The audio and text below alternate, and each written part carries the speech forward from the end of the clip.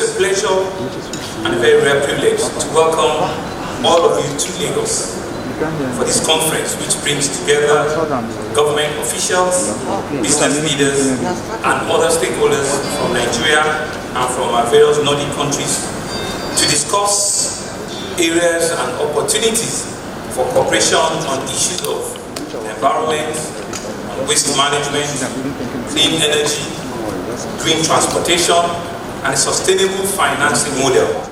In the case of Lagos, we also happen to be a coastal city on the Atlantic Ocean at the mercy of rising sea levels. Lagos represents just less than 0.4% of the total landmass of our country. And of this size, about 30% of them is water. Unfortunately, it's home to over 10% of the national population. Our entire southern border lies on the ocean, and the eastern border is a national one, with the Republic of Benin on the limits. And we can only expand if we go into Ogun State, which is right in front of us. Daily in Lagos, we generate over 13,000 metric tons of waste every day. It is clear to us that to achieve the level of efficiency that is required in managing the waste of the size of a city that we are talking about, the private sector must be part of it right from the center, while government focuses on regulation and support by way of infrastructure and technical capacity. We have been taking that support solely but very seriously through our Lagos State Management Authority, which is a public agency which has oversight for waste management in Lagos. So what we've done is indeed we've raised investment in areas that we've used to support the PSPs which are facing the general public. We're building new transfer loading stations for this agency, and we're also wrapping up existing composite facilities. We're renewing our waste management fleets, and we're assisting the private sector with fleet renewal as we go along. Very importantly, we have also realized that beyond just infrastructure, a mindset change amongst our populace needs to take a new dimension. And by this means, I mean introducing to our people a new way of thinking about waste and a new habit regarding the use and the reuse and immense opportunity for recycling of our waste. This brings to me the wealth creation potential that this over 13,000 metric tons of waste on a daily basis has, but equally a significant asset and opportunity for the creation of jobs, for creation of wealth and sorting, in composite, in recovery, in reprise and recycling, and every other related concept that truly brings about a circular economy will encompass. We're currently building Nigeria's largest metropolitan fiber network anywhere that will provide high-speed internet access for public institutions like schools, hospitals, and offices, and also be available for the use in the private sector. So the first phase of that metropolitan fiber is that we've deployed over 2,200 kilometers of fiber connectivity in the city.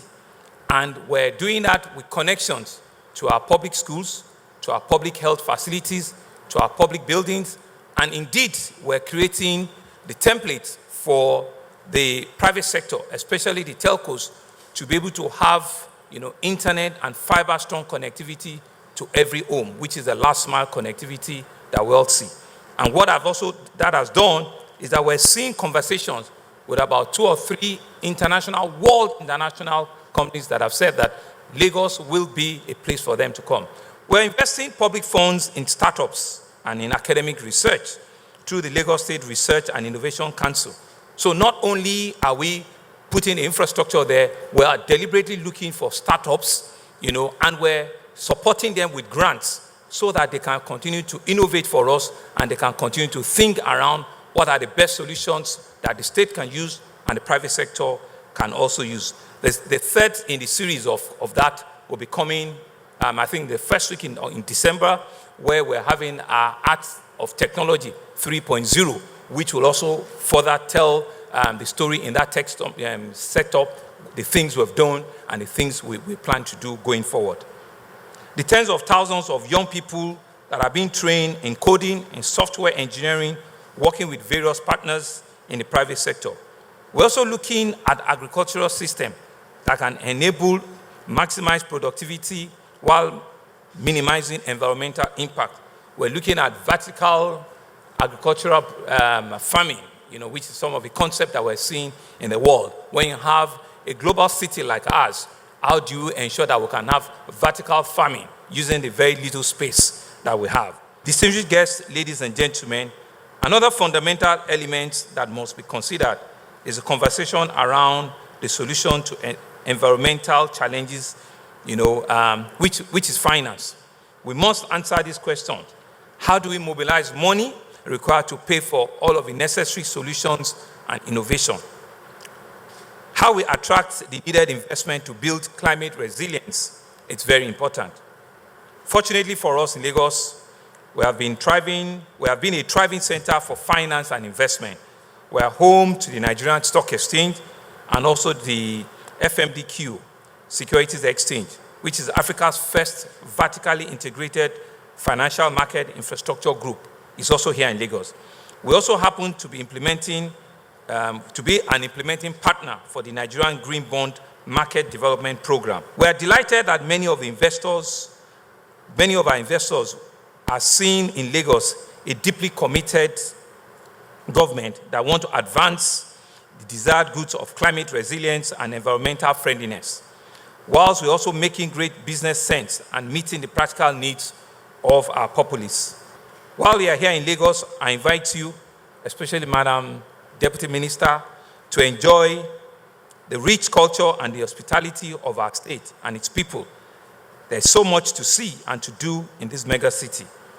And so it's my pleasure and a very deep one that I welcome you all to Lagos again.